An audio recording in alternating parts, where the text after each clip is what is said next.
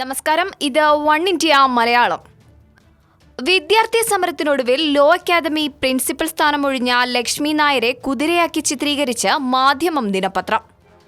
തളച്ചു എന്ന തലക്കെട്ടിൽ ഒന്നാം പേജിലെ പ്രധാന വാർത്തയിലാണ് ലക്ഷ്മി നായരെ കുറ്റിയിൽ തളച്ച നിലയിൽ കുതിരയായി ചിത്രീകരിച്ചിരിക്കുന്നത്. തളച്ചു എന്ന തലക്കെട്ടും കുതിരയാക്കിയുള്ള ചിത്രവും ഉയർത്തുന്ന സ്ത്രീവിരുദ്ധത മുൻനിർത്തി പത്രത്തിനെതിരെ വൻ വിമർശനമാണ് സാമൂഹ്യ മാധ്യമങ്ങളിൽ.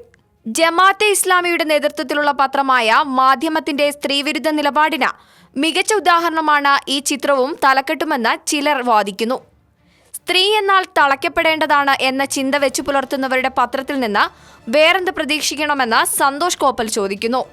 മീഡിയ വൺ ചാനലിലും മാധ്യമം ആഴ്ചപ്പതിപ്പിലുമുള്ള മാധ്യമ വിമർശന പങ്ക്തിയായ മീഡിയ സ്കാനിൽ ഇതേക്കുറിച്ച് എന്തു പറയുമെന്ന് യാസീൻ അഷ്റഫിനോട് VK ആദർശ് ചോദിക്കുന്നു.